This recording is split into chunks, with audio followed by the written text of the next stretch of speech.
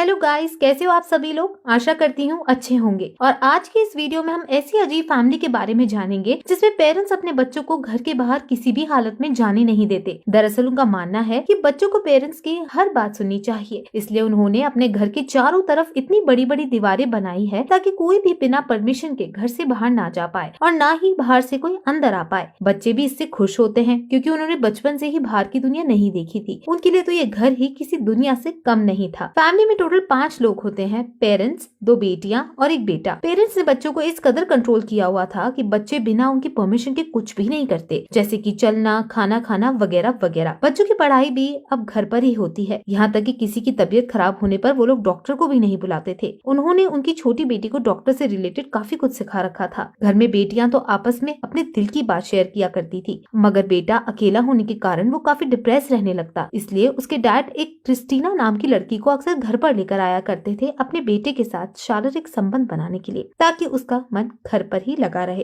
Christina की उसके साथ काफी अच्छी दोस्ती हो जाती है, साथ ही में दोनों सिस्टर्स के साथ भी। एक दिन जब क्रिस्टीना और बड़ी बेटी बात कर रहे थे, तभी हमें पता चलता है कि बच्चों को पैसों के बारे में कुछ भी पता नहीं है। वे लोग अभी भी पुराने जमाने में ही जी रहे थे, यानी कि चीजों के बदले चीजें। इसके बाद पूरी फैमिली एक साथ आती है, जिसमें क्रिस्टीना भी उनके साथ बैठी हुई थी। तभी डैड वहाँ सभी का वीडियो बनाते हैं। इस सब के बाद डैड क्रिस्टीना को वापस छोड़ने जाते हैं। तभी हम देखते हैं कि डैड क्रिस्टीना की आंखों पर पट्टी बांध देते हैं ताकि उसे उनके घर का एड्रेस ना पता चले। उसी रात जब सब लोग डिनर कर रहे थे, तभी हमें एक और बात पता चलती है कि पेरेंट्स बच्चों के बीच एक कंपटीशन करवाते हैं कि सबसे अच्छा बच्चा कौन है, जिस दौरान उनकी बात मानने पर पेरेंट्स उन्हें स्टिकर्स दिया करते थे और जिसके पास ज्यादा स्टिकर्स होते वही विनर माना जाता। और यहाँ पर उनके बेटे के पास सबसे ज्यादा स्टिकर्स थे और आज की रात वही होगा जो उनका बेटा कहेगा। तभी उनका बेटा उन्हें आज वीडियो दिखाने के लिए कहता है, तो सब लोग ऐसा ही करते हैं। अगले दिन डैड अपने काम पर निकल जाते हैं। तभी हमें पता चलता है कि वो एक बड़ी फैक्ट्री के ओनर है और क्रिस्टीना जो उनके घर आई थी वो फैक्ट्री की सिक्योरिटी गार्ड है। वो कुछ पैसों के लिए ये सब काम कर रही थी। इसके बाद हम घर का सीन देखते हैं जहाँ पर बड़ी बेटी को पेट में दर्द हो रहा था, इसलिए छोटी बेटी उसका घर पर ही इलाज करती है। इसके बाद दोनों क्लोरोफॉर्म सुनकर बेहोश हो जाती हैं। गाइस, यहाँ पर मुझे इसका कोई लॉजिक समझ नहीं आया कि इन्होंने ऐसा क्यों किया। आगे हम मॉम को चुपके से टेलीफोन पर डैड के साथ बात करते हुए देखते हैं, जिससे हम समझ पाते हैं कि इन्होंने बच्चों को ये तक नहीं बताया कि उनके घर में एक टेलीफोन भी है। वहीं की बड़ी बेटी दरवाजे से मॉम की बातें सुनने की कोशिश कर रही है। अगले सीन में हम डैड को एक डॉग ट्रेनर के साथ बात करते हुए देखते हैं। दरअसल वो यहाँ पर एक ट्रेन डॉग खरीदने आए थे उनके घर की सिक्योरिटी के लिए और ये देखने के लिए कि कोई घर से बाहर ना जा सके। मगर डॉग ट्रेनर कहता है कि उनके सिलेक्ट किए हुए डॉग की अभी 2nd स्टेज की ट्रेनिंग चल रही है और वो डॉग को 5th स्टेज ट्रेनिंग के बाद ही घर लेकर जा सकते हैं। इसके बाद ट्रेनर उन्हें उनका डॉग दिखाने के लिए लेकर जाता है। वहीं घर जाते वक्त डैड पानी की बोतल पर से उसके लेबल निकाल रहे थे ताकि लेबल को देखकर बच्चों को बाहर की दुनिया के बारे में कुछ भी ना पता चले। वहीं घर आने के बाद पेरेंट्स म्यूजिक सुनते हुए इंटीमेट होते हैं। अगले दिन हम बड़ी बेटी को देखते हैं जो चुपके से केक से एक पीस को अपने पास रख लेती है और बाहर जाकर दीवार के उस पार फेंक देती है। दरअसल उसे क्रिस्टीना को देखकर शक हो गया था कि उसके अलावा भी बाहर कोई और रहता है। इसके बाद डैड एक बार क्रिस्टीना को वापस अपने घर लेकर आते हैं, मगर इस बार उनकी बेटी का क्रिस्टीना के साथ इंटीमेट होने का मूड नहीं होता, इसलिए वो मना कर देता है। लेकिन क्रिस्टीना को प्लेजर चाहिए था, इसलिए वो बड़ी बेटी के पास जाती है और उसे अपना हेयर बैंड ऑफर करती है अगर वो उसे प्लेजर देगी, जिस पर बड़ी बेटी मान जाती है। अगले दिन बड़ी बेटी ये सब बात अपनी सिस्टर को बता रही थी और उनकी बातों से हमें ये भी पता चलता है कि उनकी मॉम जब रूम में टेलीफोन पर बात करती है तो वो काफी देर बाद बाहर आती है और क्योंकि इन दोनों को टेलीफोन के बारे में कुछ भी नहीं पता, इसलिए दोनों सोचती है कि उनकी मॉम रूम में अपने आप से ही बातें करती है। उसके बाद हम बच्चों को गार्डन में खेलते हुए देखते हैं जहाँ पर बड़ी बेटी की अपने भाई के साथ लड़ाई हो जाती है, जिससे गुस्से में वो उसका एयरप्लेन का टॉय घर के बाहर फेंक देती है। अब क्योंकि इन्हें घर के बाहर जाने की परमिशन नहीं होती, इसलिए बेटा तो टॉय को अंदर नहीं ला पाता। इतना ही कम नहीं होता कि बड़ी बेटी अपने भाई का हाथ चाकू से काट देती है, जिसके कारण उसका काफी सारा खून निकल रहा था। वहीं मॉम को ये बात पता चलते ही वो बड़ी बेटी को काफी मारती है और रूम में बंद कर देती है। इसके बाद जब डैड घर पर वापस आते हैं तो बेटा उनसे अपना टॉय लाने के लिए कहता है और डैड भी ऐसा ही करते हैं। एक दिन उनका बेटा गार्डन में खेल रहा था, तभी वहाँ पर एक बिल्ली आ जाती है। बेटा और दोनों बेटियां उसे देखकर काफी ज्यादा डर रहे थे, लेकिन बेटा हिम्मत करके किसी तरह से बिल्ली को मार देता है, जिसे देखकर बेटियां काफी चिल्लाती हैं। वहीं इस इंसिडेंट के बारे में मॉम डैड को बता देती है। ये खबर सुनने के बाद डैड अपने कपड़े फाड़कर नकली खून लगाकर घर पर आते हैं और बच्चों को बताते हैं कि देखो मेरा ये हाल बिल्ली ने किया है, उसने तुम्हारे बड़े भाई को भी मार दिया और मैं भी काफी मुश्किलों से बचकर आया हूँ। वो ये सब कहकर बच्चों को डराना चाहते हैं ताकि वे लोग आगे से कभी गार्डन में अकेले ना खेलें। इसके बाद डैड सभी को डॉग की तरह आवाज निकालने की प्रैक्टिस करवाते हैं, ये कहकर कि बिल्ली डॉग से काफी डरती है। आगे एक साथ पूरी फैमिली हॉल में बैठी थी, तभी डैड बच्चों को कहते हैं कि उनके 2 सिस्टर और ब्रदर आने वाले हैं, साथ ही में ये भी कि उनका एक डॉग भाई भी घर पर आने वाला है। आगे हम बच्चों को स्विमिंग पूल में स्विमिंग करते हुए देखते हैं और एक दिन जब डैड घर आते हैं तो स्विमिंग पूल में कुछ फिशेस भी डाल देते हैं और अगले दिन बच्चों को कहते हैं कि देखो पूल में फिशेस ने जन्म दिया है। इससे हम समझ पाते हैं कि बच्चों को ये तक नहीं पता होता कि फिशेस कभी पूल में नहीं जन्म लेती। वहीं रात में डिनर के दौरान डैड सबको बताते हैं कि घर के बाहर अगर किसी ने कार के बगैर पैर रखा तो वो मारा जाएगा। बच्चे भी उसकी बात मान लेते हैं। अगले दिन क्रिस्टीना फिर से उनके घर आती है और बड़ी बेटी के पास आकर उसे फिर से प्लेजर देने के लिए कहती है और इसके बदले में वो उसे जेल दे रही थी, मगर बड़ी बेटी मना कर देती है। दरअसल उसे क्रिस्टीना के बैग में जो सीडीज थी वो चाहिए थी, क्योंकि उसे शक हो गया था कि अगर क्रिस्टीना बाहर से आ सकती है तो वो भी बाहर जा सकती है। इसलिए वो क्रिस्टीना से सीडीज मांगती है। इस पर क्रिस्टीना भी मान जाती है और उसे सीडी दे देती है और कहती है कि तुम इसे अकेले में देखना, तुम्हारे डैड को इसके बारे में पता नहीं चलना चाहिए। वहीं रात में सबके सो जाने के बाद बड़ी बेटी सीडीज देखती है, जिसे देखकर वो काफी खुश नजर आ रही थी, मगर टीवी की आवाज सुनकर उसके डैड जग जाते हैं और वहाँ आते हैं। उनके आने की आवाज सुनकर बड़ी बेटी तुरंत सीडीज ले लेती है। वहीं अगले दिन स्विमिंग करने के दौरान बड़ी बेटी अपने ब्रदर सिस्टर को बताती है कि बिल्ली सबसे खतरनाक जानवर नहीं है, बल्कि शार्क है जो समंदर में पाई जाती है और इंसानों को खा सकती है। बड़ी बेटी के बदले हुए बिहेवियर को देखकर डैड को शक हो जाता है और पूछने पर बेटी उन्हें सब कुछ सच सच बता देती है। तो डैड सीडी को टेप से अपने हाथ पर बांधकर बड़ी बेटी को काफी मारते हैं। इसके बाद वो फैक्ट्री जाकर क्रिस्टीना को भी काफी मारते हैं, क्योंकि उसने उनकी बेटी को बाहरी दुनिया के बारे में बता दिया। और अब ये सब होने के बाद डैड नहीं चाहते थे कि क्रिस्टीना वापस उनके घर पर आए, लेकिन उनके बेटे को अकेलापन महसूस ना हो, इसलिए किसी न किसी को तो उसके पास भेजना ही होगा ना, जिसके लिए अब उनकी बड़ी बेटी को उसके पास भेजने का तय करते हैं। आगे हम उन दोनों को इंटरव्यू होते हुए देखते हैं। जिसके बाद पेरेंट्स की एनिवर्सरी का दिन आता है तो बच्चे उनके लिए डांस करते हैं, जिस दौरान हम देखते हैं कि बड़ी बेटी में कई चेंजेस आ रहे थे। उसे किसी भी हालत में बाहर जाना था, लेकिन जब तक उसके डॉग टूथ थे वो बाहर नहीं जा सकती थी, इसलिए वो अपने डॉग टूथ को तोड़ने का डिसाइड करती है। उसी रात वो बाथरूम में अपने डॉग टूथ तोड़ देती है और भागते हुए जाकर अपनी डैड की कार की डिक्की में छुप जाती है, इस उम्मीद में जब अगले दिन डैड फैक्ट्री जाएंगे तो वो भी बाहर निकल जाएगी। मगर थोड़ी देर बाद डैड को बाथरूम में खून के साथ उसके दांत मिलते हैं, जिसे वो समझ जाते हैं कि बड़ी बेटी घर से भाग चुकी है। इसलिए वो तुरंत जाकर घर के बाहर चेक करते हैं, मगर उन्हें वो नहीं मिलती, क्योंकि वो तो कार की डिक्की में छुपी हुई थी। उसके बाद डैड मॉम को कहते हैं कि वो कल ही जाकर डॉग को अपने घर पर लेकर आएंगे। वहीं हम अगले दिन का सीन देखते हैं कि डैड कार लेकर घर से निकलकर फैक्ट्री पहुंच जाते हैं। उनके अंदर जाने के बाद कार का सीन डिक्की पर शिफ्ट होता है और ये मूवी यहीं इनकम्प्लीट एंडिंग के साथ एंड होती है। गाइस, हम बस अंदाजा ही लगा सकते हैं कि बड़ी बेटी कार की डिक्की से निकल गई होगी। आपको क्या लगता है कमेंट बॉक्स में जरूर बताना। मैं आशा करती हूँ कि आपको मेरा एक्सप्लेनेशन अच्छा लगा होगा। यदि हाँ तो प्लीज चैनल को सब्सक्राइब कर देना और बेल आइकन को भी प्रेस करना जरूरी है। तो चलिए मैं मिलती हूँ आपसे एक और न्यू इंटरेस्टिंग वीडियो के साथ।